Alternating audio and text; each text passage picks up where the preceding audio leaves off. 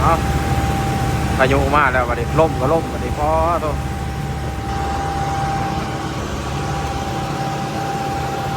เขตพิเศษไส้สมบูรณ์โอ้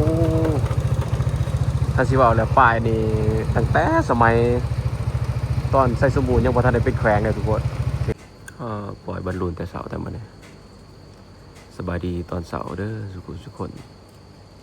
อยู่กับสองเผาติงไส้สมบูรณ์มื้อนี้วันเสาร์เขาเจ้าของเขาเลยมันใส่บาตรคอยสิเดินทางไปเมื่อแกงไส้สมบูรณ์แล้วบัดนี้อยู่นี่ก็หลายมื้อละแต่ว่าฝนตกนี่ติเช็ดจังได๋เมื่อใดอีกบ่โอ้ฝนตกเขาเจ้าก็ปล่อยบอลลูนเนาะ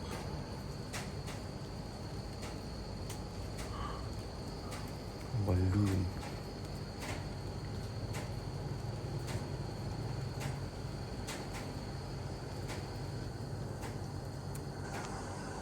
โอ้ฝนตกเลยทุกคนเลย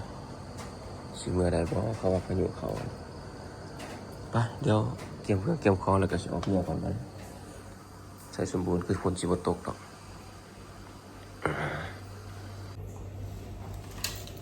ไปทุกคนเดินทางก่อนบัดนี้ออกเดินทางก่อน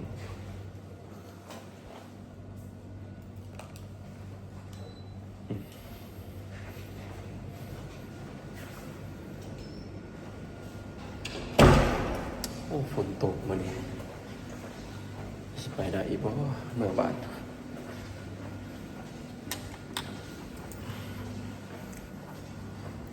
ภาวนาอย่าให้ฝนตกท่าเรือแล้วเดี๋ยวส่งกระแจนะใจ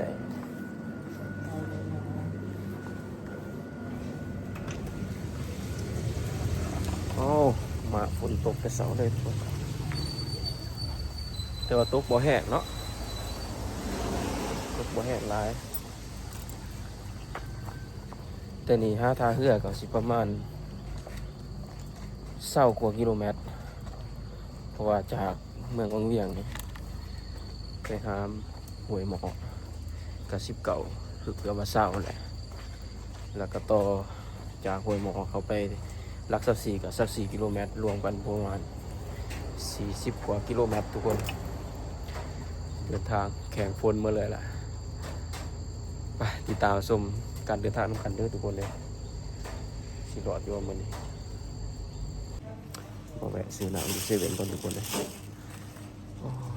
อากาศฝนบนตัวใครที่เดี๋ยวจะไปแวะซื้อซื้อเสื้อกันฝนก่อนแล้วก็สิไปแวะซื้อของกินในเหือเลยเนาะโอ้อยู่ในเหืออันบ่มีของกินไปเดินทางต่ออันนี้คือบรรยากาศใจกลางเมืองวังเวียงใครไหนมีแสงแดดแล้วน่าจะตกตีฝนเนี่ยไป9 โมงตอนนี้เขาเดินทางมาหอดบ้านห้วยหมอเมืองวังเวียงกันทุกคนระยะทางประมาณ19 กิโลเมตรมาหอดจุดนี้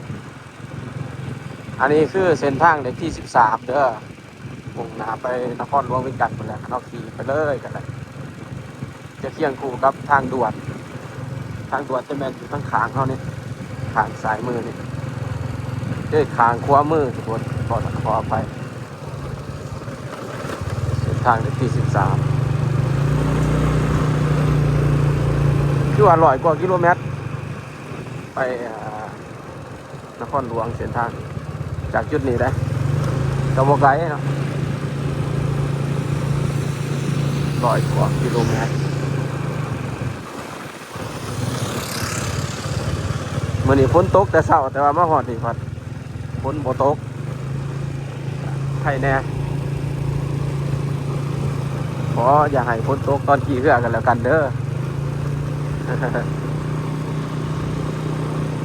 ห้วยหมอท่าเรือจุดนี้แล้วเนาะยินดีต้อนรับเข้าสู่แขวงไซสมบูรณ์100 กิโลเมตร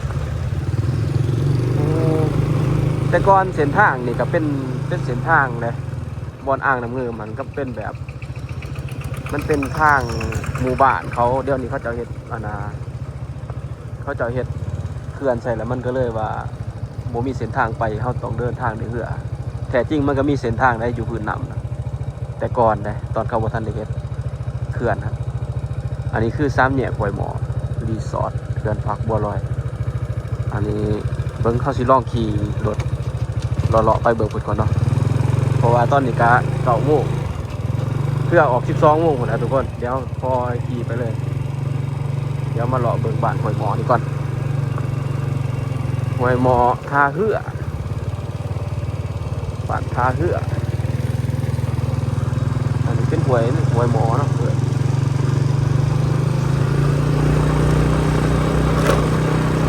ห้วยหมอท่าเรือบ้านนี้น้ำท่วมบ่เนาะยามฝน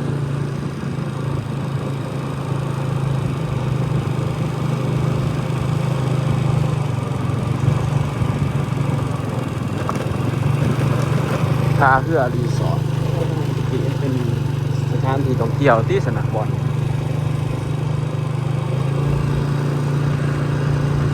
อันนี้คือบ้านห้วยหมอใน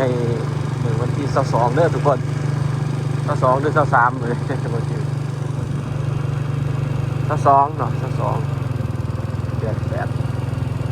2025บ้านท่าเรือส่วนนี้เขาใส่บาทได้เลยเขาจะเอาลงใส่บาททุกคนเลยเขาจะเอาขึ้นมาแหละสาวท่าเรือ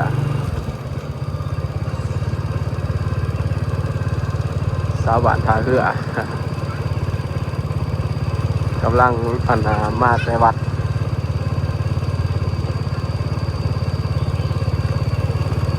บ้านใหญ่เนาะสิว่าอะไรก็ได้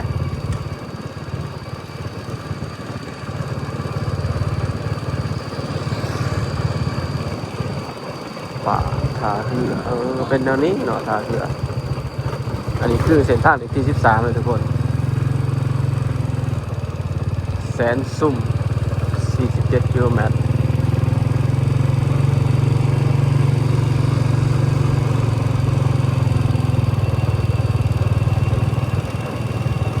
บ้านท่าเรือ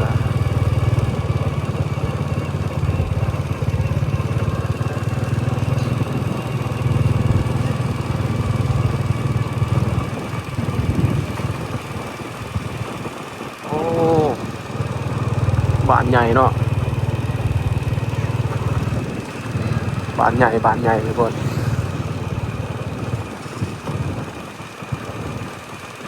แต่ก่อนเส้นทางนี้เพิ่นก็ถือว่าเป็นทางลักของประเทศลาวแล้วตะกี้กันเลยเดี๋ยวนี้ก็ยังเป็นเส้นทางลักอยู่เป็นเส้นทางขึ้นไปเหนือ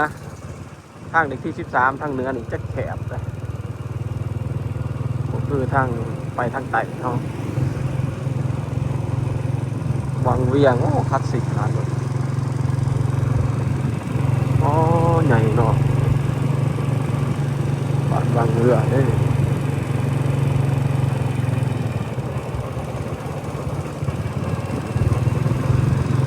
ส้นไผ่ส้นเผานี่คือสิแม่นมีแต่ส้นเผาลาวแหละแถวนี้ส่วนใหญ่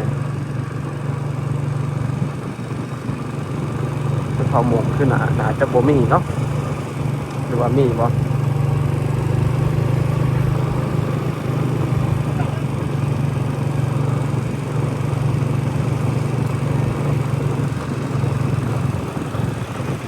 ขา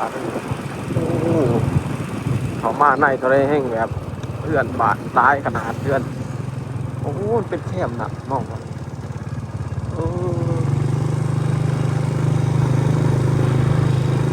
ย่ำน้ำมากเลยที่อันน้ำมันท่วม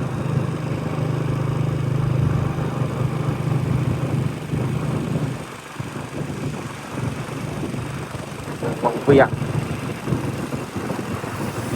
ยงถ้าสิว่าแหละใส่สมบูรณ์วังเวียงเดินทางมากกับบ่ได้ไกลเลยแต่ว่ามันสิสะแต่น้ำขี่เหือนซื่อแต่เหือนก็ออกแต่เที่ยวเดียวซื่อมันเลยสะน้ำต้นอาหารแท้จริงระยะทางบัดนี้มาจากบ้านลักษณีมาหาวังเวียงก็ประมาณ40 กว่ากิโลเมตรระยะทางจากซ้ำกันกับทางเรือนาตูเขาไปแข่งใส่สุบูตามความรู้สึกเขาได้เพ ราะว่าหน้าตู่ฮะไซสมบูรณ์มันก็เกือบ40กิโลเมตรที่กันอันนี้บัดลักษณะสี่ฮะบางเวียงก็มันก็เกือบ40กิโลเมตรสำคัญทุกคนต่างแต่ว่าขี่เรือโอ้เด็กจุดนี้เขาเจ้าขายปลาขายยังของต่อเนาะของต่อบางเวียงโอ้ไปยืดแหละตอนถอยมาทัศนะนะตอนถอยมาทัศนะเขาเจ้าพามาแวอยู่จุดนี้แหละสื่อของฝาของต่อเออปากท่าเรือขับรถขี่รถเลาะนี่ก็เลยสิบูจักซ้ำได้นี่นะมันมีสายนำเนาะทั้งสามเป็นนำเพื่อนว่าหวยหมอแน่นปะเอ้าก็สิได้สุดส่วนบานกันแล้วบัดนี้ทุกคนไปเดี๋ยวเราได้กลับคืนเขาไปสู่แข้งไทยสมบูรณ์เท่าพุ่นแหละเขตพิเศษไส้สมบูรณ์โอ้ถ้าสิว่าแล้วป้ายนี่ตั้งแต่สมัยตอนไส้สมบูรณ์ยังบ่ทันได้เป็นแขวงเลยทุกคนเขตพิเศษไส้สมบูรณ์100กิโลเมตรเข้าไปในเทศบาลแขวงแสดงว่าตอนตะกี้มันบ่ทันได้มีอ่างน้ำเงิมท่วมเนาะแสดงว่าเขาขี่เรือขามอ่างน้ำเงิมระยะทางเกือบว่า30กิโลเมตรนะทุกคนพอทางเรือนาตูเนาะเพราะว่าแต่จุดนี้หาลักษสี่กับสี่ลักแล้วก็ตั้งแต่หน้าตู่หันหาอาณาหาแข่งไทยสมบูรณ์มันเกือบเขา40หรือว่า50กิโลเมตรคนใดก็สั่นแหละบวกลบคูณหารถึงประมาณ20กว่ากิโลเมตรหรือว่า30กิโลเมตรเลยทุกคนอันนี้คือบ้านห้วยหมอเป็นบ้านห้วยหมอ1ห้วยหมอ2ห้วยหมอ3เนาะสื่อต่อไปเลยไปเดี๋ยวสกีรถเขาไปกลับคืนเส้นทางเก่าเขาคืนนี่หมู่บ้านหนึ่งที่ว่าคอยสนใจนะคือบ้านห้วยซี่โอ้คือว่างามจริงเดี๋ยวจะไปถ่ายบรรยากาศให้เบิ่งอีกนี่อันนี้คือรถเขาหับผู้โดยสารที่ว่ามาจากลักษสี่นั้นถ้าเรือลักษสี่จะมาจอดรถอยู่นี่แหละแล้วก็รถคันนี้ต่อไปวังเวียงสำหรับผู้ใดที่เดินทางด้วยรถ2 แถวคือว่ามาลงจุดนี้แหละ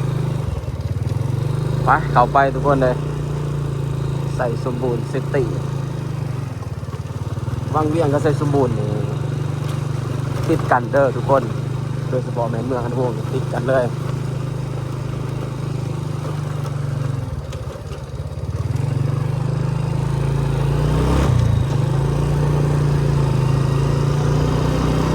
เมืองอนุวงศ์อยู่แถวบริเวณเขตนี้ถือว่าจะเป็นอันเดียวกันกับเมืองบางเวียงได้แหละเพราะมันไก่กันติดกันทุกคนเลยสื่อเครื่องสื่อของก็จะไปบางเวียงเลยมันไก่เลยโอ้แต่ว่าไส้สมบูรณ์นี่โบมี่นำเงิมกันไว้นี่คือว่าการไปเที่ยวไส้สมบูรณ์บางเวียงนี่คือว่าโอ้สะดวกสบายที่สุดเลยแหละเสียดายอย่างเดียวคือมีอ่างนำเงิมกันไว้เป็นให้การเดินทางมันก็ต้องใส่เวลาในการเดินเรือเนาะไกลประมาณ2 ชั่วโมงบางทีเรือก็ได้ผู้ที่มาหอดบางเวียงถึงว่าเขาสิออกแต่เช้าก็ตามแต่ว่าเรือก็ออก12 โมงมาหอดถ้าเรือแล้วก็4ก็2 โมงขี่รถมาต่ออีกหอดบางเวียงก็1 ชั่วโมงปลายหรือ2 ชั่วโมงพอดีพอดีเดินทางมาซะแต่ว่าขี่รถจักรมานี่ก็สิบ่ค่าใช้จ่ายก็สิบ่เบิดหลายแล้วนายเขาจะไปเบิดน้ำเพื่อฮัทเพราะว่าเป็นเอาสองต่อเนี่ยคือเอาทั้งคนแล้วก็เอาทั้งรถมอไซค์นี่นะรถจักรนี่100,000ราคาเริ่มต้นคน80,000รวมกัน180,000ใส่น้ำมันไม้เก้ใส่แต่ใส่สบู่เต็มถัง60,000นะครับเกือบเข้า200,000ป้ายเนาะลบค่าใช้จ่ายในการเดินทางลบไปลบมามันเกือบเขา500,000นะทุกคนไปเดินทางต่อจากจุดนี้ก็ได้24 กิโลเมตรขอให้ไปทุกคน หมู่บ้านอยู่กับสายน้ำเดี๋ยวโอ้หากินง่ายขนาดเลยมีปูมีปลากินบ่ขาดเลยตอนนี้เขามาหอดบ้านน้ำปาดเมืองเวียงตอนนี้ยังเป็นเมืองเวียงอยู่บ้านน้ำปาดสายน้ำปาด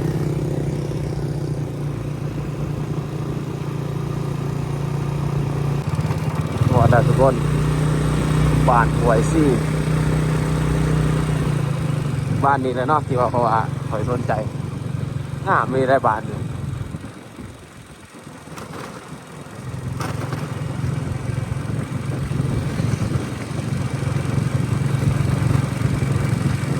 บ้านหวยซี่แม่น้ำซี่แต่สิว่าแหละ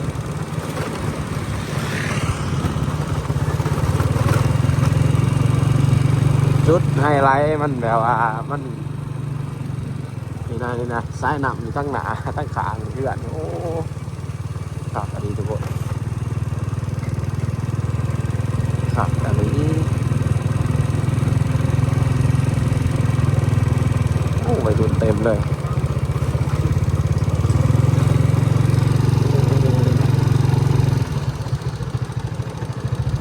มีทุกคนงามเพื่อนนะหมู่บ้านขาดอะไร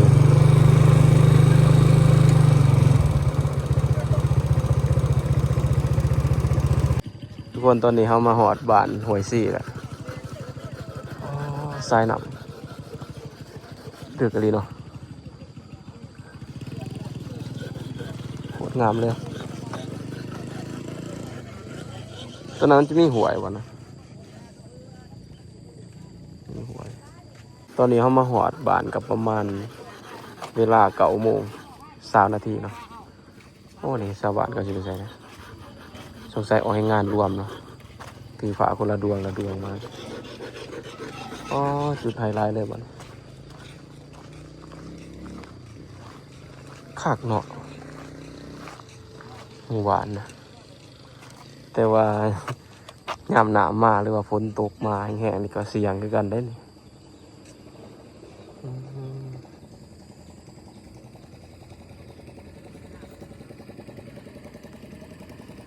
น้ำนิ่งเงียบสงบขนาด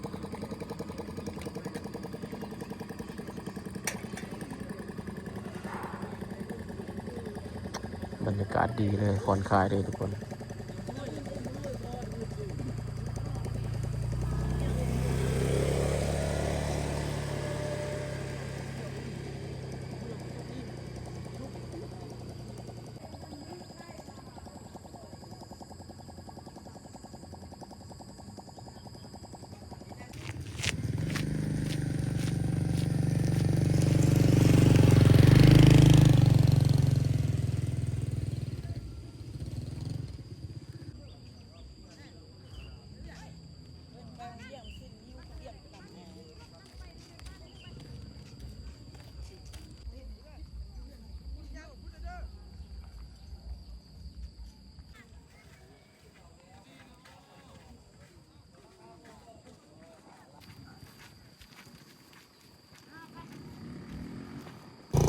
บ้านโพ่นผา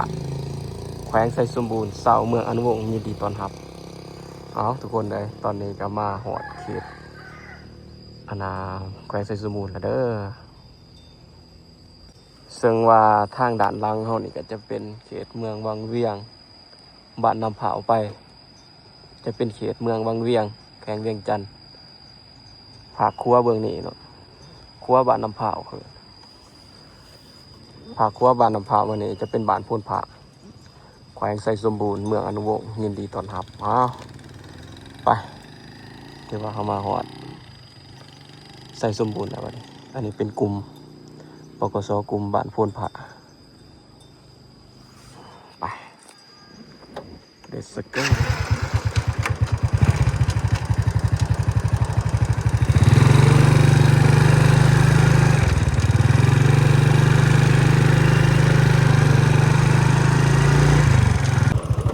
ตอนนี้ก็มาหอดถ่ายเรือลักษณีแล้วทุกคนเลย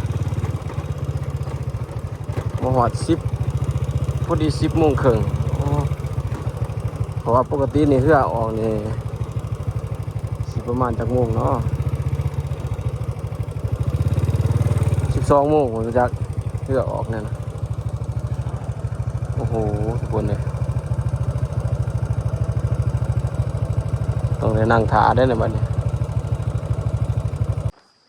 บรรยากาศท่าเรือลักษาสีอากาศดีเลยมันนี่แจ่มเลยหวังว่าทางนาตุไปหาเมืองนวงฝนคือสิบ่ตกเนาะ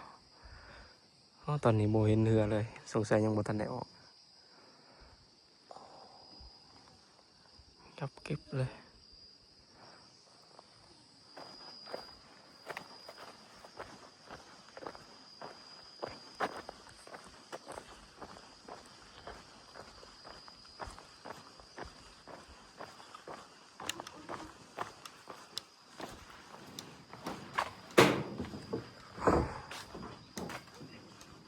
เรือออกจากโมงบ่12 โมงวะจะกระทาเรือกันวะไปใส่สมบูรณ์ติพอ12 โมงวะนะ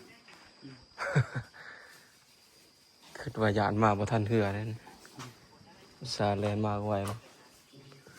เดี๋ยวนี้ก็10 โมงบรรยากาศภายในเรือทุกคนท่าเรืออ๋อนั่งท่าอยู่นี่ก่อนซะนะอีกประมาณชั่วโมงปลายมาแล้วชั่วโมง2 ชั่วโมงไปแล้วบัด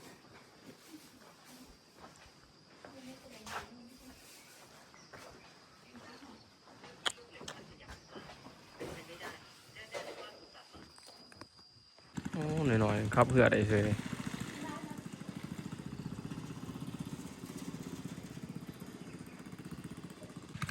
เด็กหน่อยๆนึงทุกคนครับเรือเสยป้อตัวกล้าครับเสยเนาะโอ้น้ำเขียวเพิ่งเขียวมันว่าแล้วเด็กหน่อยเขาเจ้าใหญ่กับน้ำเขาบ่ยานน้ำแถวนี้นี่ผู้ใดมีเรือนี่ซ้ำกับมีรถกระบะหมดแล้ว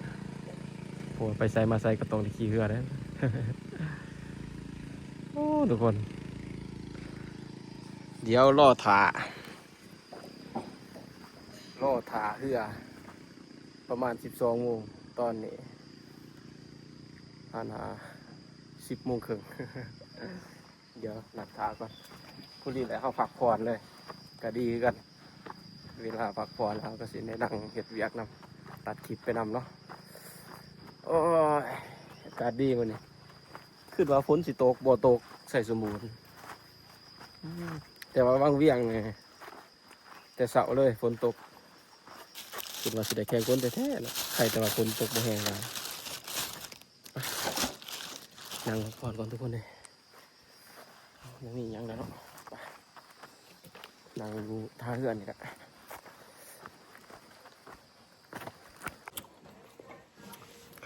นั่งท่าเรือพี่น้องเลย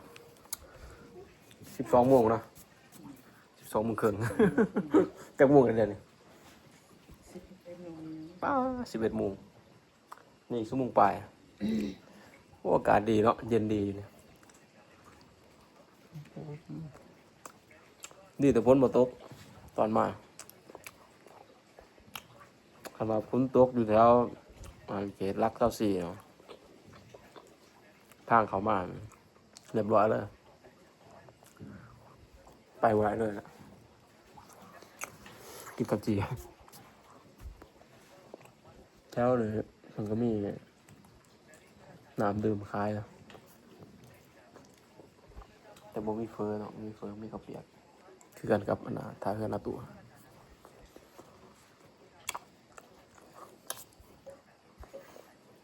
มือทีมงานนัดขึ้นผู้เบียร์ผมได้ไปนำเขา3 โมงเสียดายเลย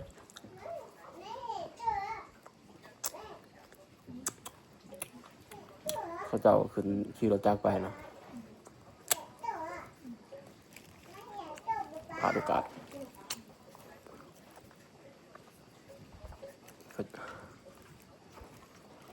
เดี๋ยวนั่งหาก่อนทุกคนเลย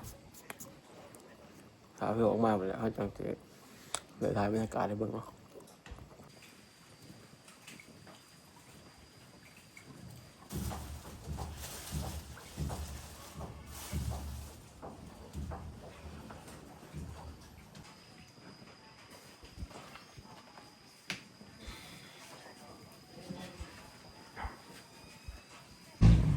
น่าจะแม่นเหือลำนี้แหละทุกคน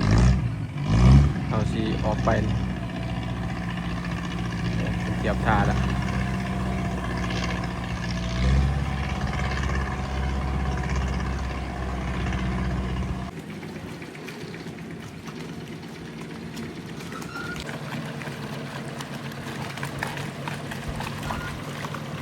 เยี่ยมละเยี่ยมละไปโอ้ขักสุดได้เลยหนังข้างหน้าเนี่ยบรรยากาศเดือโอ้เรือลำนี้รู้สึกว่าจากไหนเนาะนี่รถบัสติงคันโอ้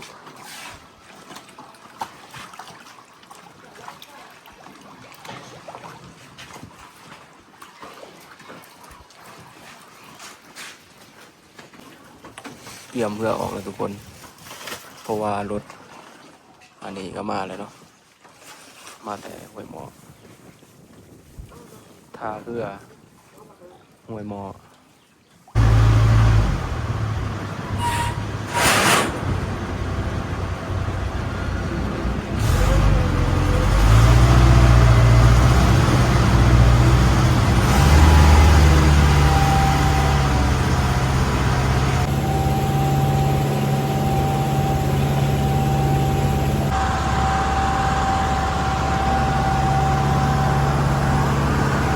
เมื่อนี้คน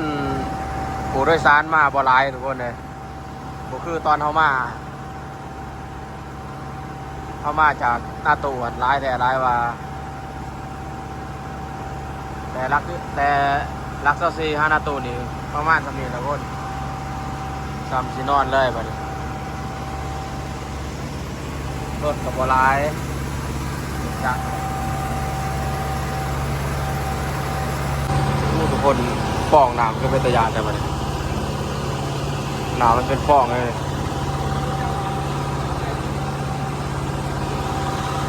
ลมแห้งอยู่กลางน้ำ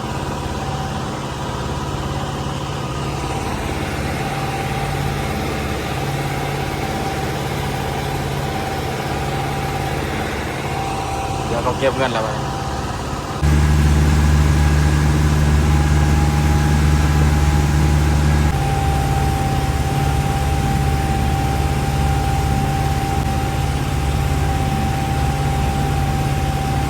ตอนนี้โค้ง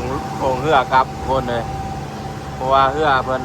มัดไว้อยู่ท้ายเหือมันขาดมันหลุดเดี๋ยวนี้นำหาเหือเดี๋ยวรู้ว่าอยู่ใส่ แม่นเหือลูกค้าเขาจะสั่งบ่รู้จะไหนอันนี้เป็นบ่อค่ำเหมือนกันเลยทุกคนนี่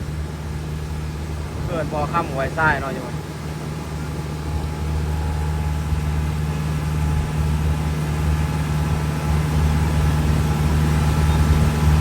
เจ้าพุทธค่ำอยู่วันอ๋อมืดมากแล้วฝนพายุมากเลยทางนั้น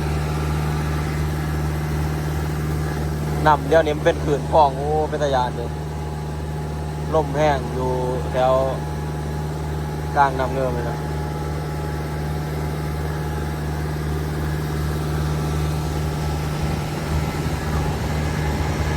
เดี๋ยวนี้ซอกหาเรืออยู่เป็นเรือหน่อยเห็นแหละทุกคนเลย ไข่แต่มันออกไปไข่แต่มันอยู่บนเก่า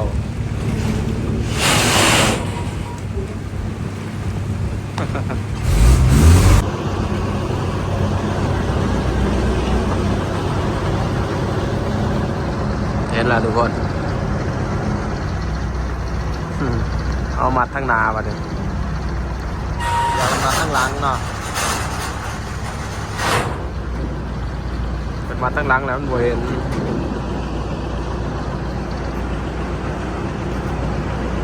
โทรหากับบ่ได้มันบ่มีสัญญาณได้จังซี่เด้อ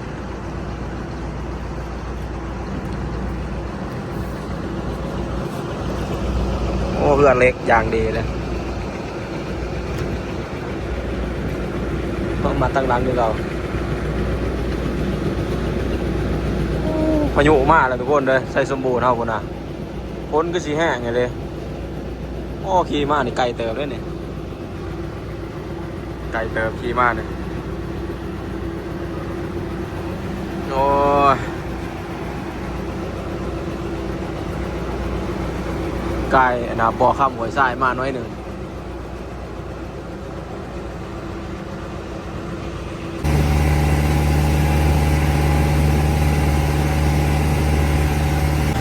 เอาพายุมาแล้ววันนี้ล่มก็ล่มวันนี้พอตัว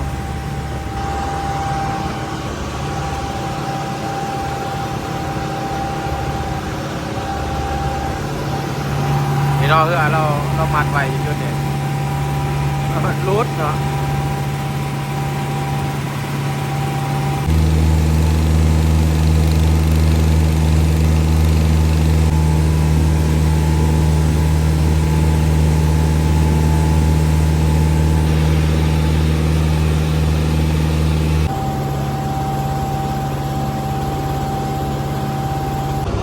หอดทาเรือนาตูเลยทุกคน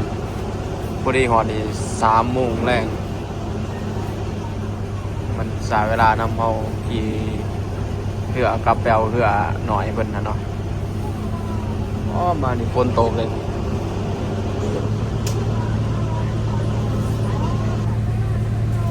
เรือของเก่าที่เราเคยขึ้นเดินทางต่อไปใช้ชมบูรณ์วัน40 ปลายกิโลเมตร40 กว่า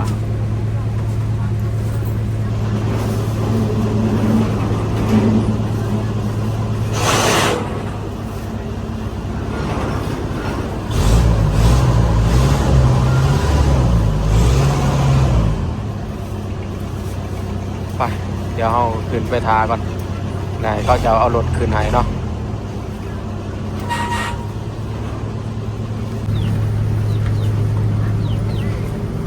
ไปขึ้นเรือออกจากเรือก่อนมาเลยนอนหลับได้ตื่นหนึ่ง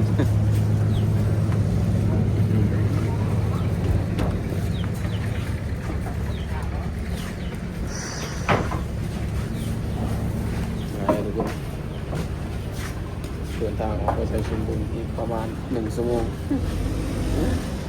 โอ้ย